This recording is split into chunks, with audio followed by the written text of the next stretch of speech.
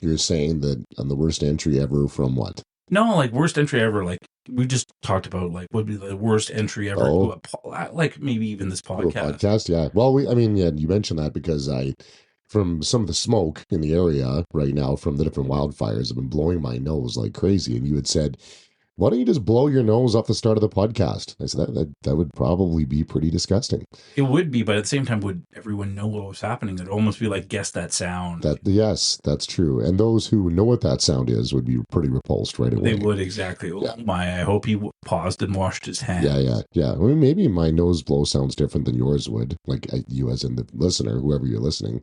There isn't really a universal nose blow sound. No, there isn't. But and same with sneeze. There's not a universal sneeze. Right. I went to high school with someone who held in his sneezes, Okay. and so you would get the and you thought his head was going to blow up and his eyeballs were going to come to his head. And one time in social studies, it released into his hand, and it was like he went up. He was at the front of the class talking to the teacher. Went to go sneeze. Went and went. The snot bubble just snot bubble all into his hand. Gross. And then as it went into his hand, he spread his fingers apart, and there was snot like, between all of his fingers, like the web paw. Yeah, and he was like, "Can I go to the washroom and wash my hand?" Yeah. Oh, it was hilarious. I had this roommate that, and he had sent me videos about like how manliness is weighed out by how powerful you sneeze. And like the dad sneezes, right? You see the videos of like dad leaning back in the rocking chair and the boys clear out of the room. No, and the walls shake, right? Yep. So I had this roommate who was like that. It'd be in the middle of the night. And you just hear, you're like, whoa, you could wake the dead man. Anyway. Yeah, absolutely. Yeah, worst. Yes. Yeah. So I mean, it's an intro into season 2. Yeah. Here we are. Yeah, we'd like to welcome everyone. Gospel in the Game podcast, season 2. I'm Dan Dramarski. Dave Dawson. We had troubles remembering names, well, I did in season 1. Yeah. So we vow as a great entry into season 2 to remember that. Yeah, much easier. And we're going to repeat that over and over and over again. So we know what our names are. It's like the old... For us, not for you. Yeah, that's why we have mirrors set up. I'm Dan Dramarski. I'm good enough. I'm smart enough. And doggone it, people like me. Yeah. Those of you who don't remember Stuart Smalley from classic. Saturday Night Live. So we're changing the format a little bit here for season 2. And I think part of the idea that I think we've been blessed with is to navigate things to have a conversational season. Well, and I think often, where this started is you and I have talked a lot about what the concept of Christianity and athleticism and how it intersects, right? And in society, you hear a lot of, whether it's athletes or people connected to Christianity or even just in common Christian circles from wherever, sharing someone's story. It's like, okay, it's testimony time. And then often that is just kind of where it ends on some of the mainstream Christian media that we consume, but you don't really go further than that. And on your day-to-day circles, whether you're at work or, you're on a road trip on a plane, on the bus or wherever in the post office, you're not going to walk up to someone and say, "Hi, my name's Dan. Can I share my testimony to you? I was born and raised." And like, it's just not... It's not generally how we operate. So, we have had some fascinating conversations throughout the off season about where we're going to go in season 2. And we really felt that surrounding and around just having conversation is a lot of what you do as a chaplain anyway. You're just creating conversation. And creating conversation in order to, I guess you'd say, get below the surface. Yeah, to relate to someone. And we talked a lot about that in season 1 too, about going deeper. We even use a lot of analogies of coming into from the shallow end and trying to go deep as possible. Sometimes it's a little scary for people to open up and talk about what's happening, and using that same picture, all of a sudden when you can't touch the bottom anymore, things get scary, and we tend to go, just even as people altogether, we tend to stay where things are comfortable. Right. And so I think part of the conversation is maybe for not only us doing the interviewing or whoever interviewing, but for the listener to encourage them to maybe go to some places that are a little bit uncomfortable. Sure. And it's about relationship, right? It's about the ability to have a conversation. And I think often sometimes, maybe not even in sharing your faith, but in just general circles overall, going up and talking to a total stranger is sometimes intimidating, right? Just a person on the street. Hi, I'm so and so, whether it be your neighbor, whether it be a homeless person, whether it be whatever, right? Having the ability to have conversation skills to show that you care because you do deeply care on the inside can open up tremendous doors and teach us great lessons. So when we bring on athletes and people connected to sport, that's the goal for season 2. We want to be able to have just conversations and find out who these people are and who we are, who you are, in order to go deeper and see where that leads. And one of the things that comes out when you do have a conversation with someone and you get to know them a little bit better, you hear the other side of sport. Sure. And you hear a lot more about them being a person and maybe some of the things that sports allowed them to do outside of maybe their own comfort zone or what they're used to doing. And even at the same time, it's not only sports facilitating that, but other things facilitated even sport. Right. And so I think, get to see both sides of the coin, and I'm really excited about it. Yeah, and we see a lot of this in the podcast world as it is, right? There are a number of podcasts out there that bring on athletes. They talk about, their stories with their family or maybe, taking a plane with so and so or whatever. It's pretty common. But on the faith side of it, I think a bit of a different approach rather than, hi, so and so, bring you on. What's your testimony? What did God do in your life? How are you a different person? And not minimizing that because there's value to that. There's tremendous importance. But we want to just have conversations and say, hey, like, what's your day-to-day life? And it might not even be the same thing that has been shared before. Sure. And so if anything, it might stimulate another conversation another time. And I think that was one of the goals, too, when we initially started interviewing, was this idea of checking in on the person to see what they're actively participating in versus just always talking about the past. Sure. The past is easy to talk about. Yeah. What is the gospel doing in your life? How is it changing your life? And who are you because of the gospel in your life? And how do you walk that out in the day-to-day? So thinking of this concept of interviewing people, talking to people, have you thought a little bit about maybe who you wanted to hear of, maybe without even mentioning any names? Is there some sort of perspective or maybe even sport that has come to mind? Be like, I wonder if, and I'll tell you why I'm asking that question. Someone shared with me from overseas that's listening and talked about and shared with me about an athlete who's a believer in the sport of cricket. And cricket was the last sport, or pretty close to it, maybe sure. for the bottom of the list, that I would automatically think of when it comes to my mind. Right. Is there any sport or anything that could have stood out? And I'm kind of thinking about talking about this because you never know who's listening. Right. And someone might say, you know what? I know someone involved in this sport. I should really tell these guys. Yeah. And I'm glad you brought that up because I think often, especially personally, being in media, you connect to pro athletes. You want the star power of them coming in and sharing a story. I've been part of a number of opportunities to have pro athletes come into churches and schools and whatever, share their story. You have the star power. It has some more weight to it, right? But one of the things that I try to spend time listening to, there's a cool radio program on the local Christian radio station that comes on and it shares ordinary people's testimonies with music, right? So it has, Keep the Faith, it's called. So they have they play a couple songs, and they have say, call in 1-800 number, record your testimony. So just these random people from across the country. Here's what God's done in my life. Here's what God's done in my life. I was going through this, I was going through that. And I can't count the number of times that someone's story is lined up with mine. And I went, wow, that's so timely and so powerful. So I think especially for the kingdom, we can't downplay the power of somebody playing college baseball in Arkansas, or somebody playing cricket, or somebody playing rugby, or somebody playing tennis, a bobsledder that has a powerful story, to be able to unpack that with them. Because so often, again, in the world of sport and in I think life overall, we just gravitate to, wow, Keanu Reeves, I want to hear his journey of whatever, right? This and that. We glorify those. So that's what excites me, I think, about season 2, is because you and I have each had a number of encounters with athletes from different parts of the world, whether it be pro or very minor, where God has done incredible things. Yeah. You know what? That's actually, I'm glad you went down that route. Because I think we don't want to downgrade or like you said, minimize anyone's thoughts or even make assumptions. Because I think as we tell stories and hear from people's stories, we might hear of things that actually touch us on a humanity level.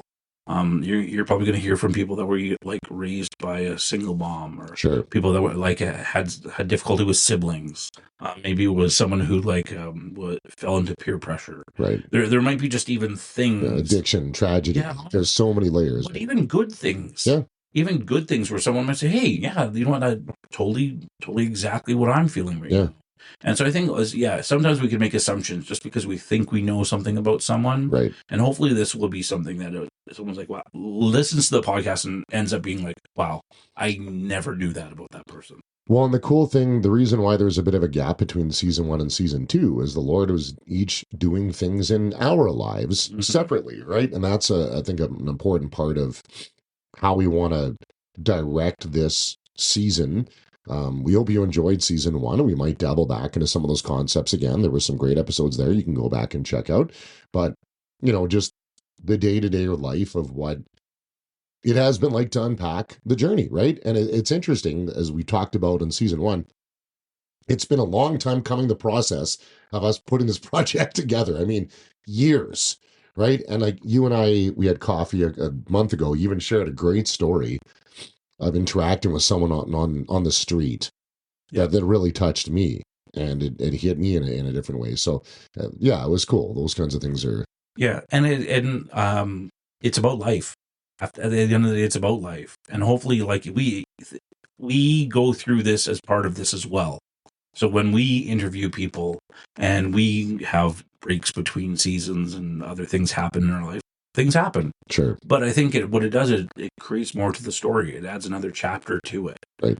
And so I'm even excited, thinking ahead, far ahead, thinking, okay, it'll be wonderful to look back. And you mentioned about looking back to other episodes, about looking back and seeing how things progressed or changed, or how the Lord's fingerprints were on that. And I know even we included some of the interviews that we did from years back as part of the first season. And I was thinking about on even how some of those relationships have grown and built over the years, even though we may have not have released the interview. Right. We were graced with the presence of Nicole Hensley.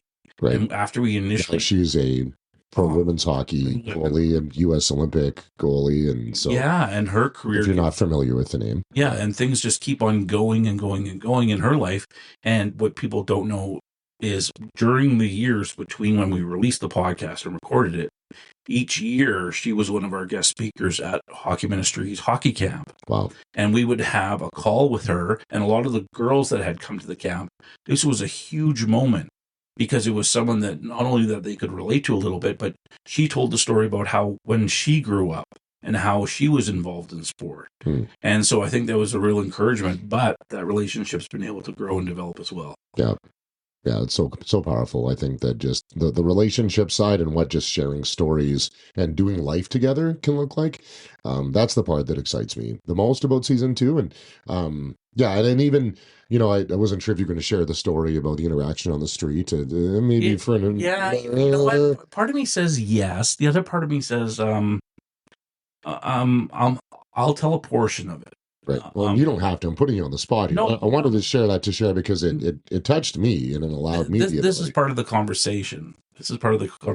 So I think it's good because I think as you and I have a conversation, it's going to bring up things that I think it was important to you for a reason, and maybe it might be important to someone else to hear it. I'll tell the story, but you got to answer my question. Can I blow my nose first? Yeah, sure. Absolutely. I have to do an edit. No, edit. We're just going to keep it live on. We don't edit. Yeah, you didn't tell me that. I explain that to guests. So when we have guests on, I'm going to try to step out of the room. I'm going to, just go, let her go, man. Just let her go. And, oh, wow, that was great. You feel so much better. Like $1 million. We just lost 25 listeners. Yeah, that's right. Well, you know what? That's okay. We would have had to have 25 listeners first. That's okay. The podcast that doesn't get edited. No, but you know what? It's authenticity. Do you edit life? Yeah, I don't Like, know. Are you ever going to release? You did release the clip of you breaking a chair recording our first podcast back in I did, 2017. I think you did, but if we had the audio to that, that would have been great. Anyway, you can't edit You know life, what? right? So why bother editing We those blows? no, but we do have the audio for that. Do we? We do. This would be a good spot to drop it in. I Right have now. it. Okay, French. and boom. The what sport? Are you looking at any sport that you particularly want to hear an athlete from? Are you asking the viewer or are you No, asking I'm me? asking you. No, I mean, there's lots out there, right? There's, I mean, yeah, there's football, basketball, hockey, lacrosse. I mean, yeah, I mean, you're obviously connected to baseball. Me, Yeah. not as much. I respect the sport, but I don't consume it. Okay, so So, now you're going back to season one a little bit. Someone that you mentioned for yes, a sport that I'm looking forward to, yes, Paralympics. yeah. Oh, yeah, for sure. Yeah, That's another one as well. That's one that I want to hear from. Yeah, So yeah. we're gonna hold you to that one. Okay, Now I'm gonna share my story. sure. You ready? Here we go. So boy, this was a long time ago, 25 years ago. Oh, you told it like it was like a month ago. No, it's not a month ago. This was like 25 years ago, man. Yeah, you sold it to me like it was recent. No. Okay, I don't want to hear the story anymore because I thought it was a recent story. No, it wasn't. I'm kidding. It's No, fun. I was reminded of it. Oh, okay. And it was things that happened that I was reminded of. And it was about being thankful for the things that we have. For sure. And so I had met someone. I had an appointment downtown to go meet someone. And I had walked along and I had seen someone who was asking for handouts. Yeah, you know what? And usually it never has bothered me. I understand some people are down and out and needs a helping hand, and not necessarily going to make a judgment call on someone's situation. Sure. Some people, I'm sure, are doing it with ill intent, and other people are, yeah, absolutely Genuine, yeah. Genuine. Yeah. And I had walked downtown and I had saw someone asking for some help, and I had gone to my meeting, and it was a time in my life where it was like, yeah, life was a big time struggle. It was really difficult. And I had walked back and purposely rerouted myself away from where the person was that I knew that was asking for a handout.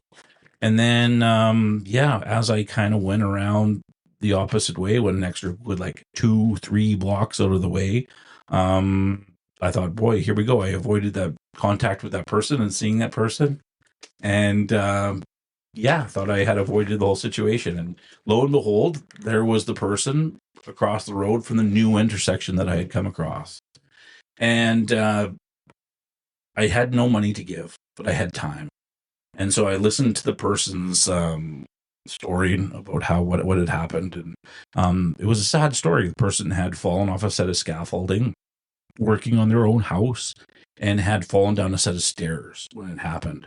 And he was in hospital. And during that time while he was in hospital, his wife and his kids left him.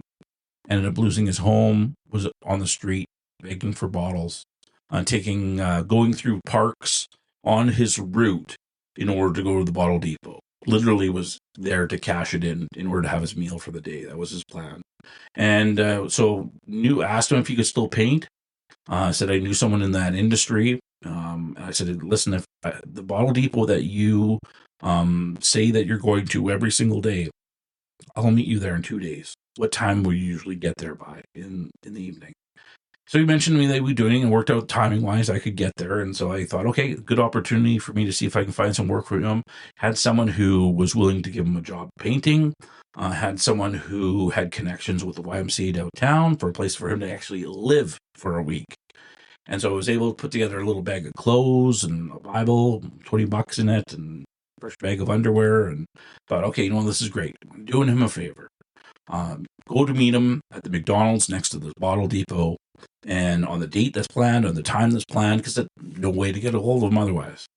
Here I am waiting for a half hour, 45 minutes to meet this guy, to give him this bag of stuff and tell him the great news about employment, about a place to live, about all this new changes that were going to happen in his life, and he didn't show up. And I was frustrated with that. And as I was frustrated with that, it just came to my heart. The Lord speaking to my heart, just saying, listen, you are so frustrated that this guy didn't show up, aren't you? And I was just praying out loud almost, and just like, Lord, I'm just like, I am frustrated. I'm frustrated that I had all these great things planned for this guy, and he wouldn't show up. And the other thing is, he's not even thankful for what I had planned. Sure. And that same kind of still small voice said to me, he said, well, you're kind of the same way right now. Wow. And I kind of just thought to myself that, what? Wait, what? This is all about me, isn't it, Lord?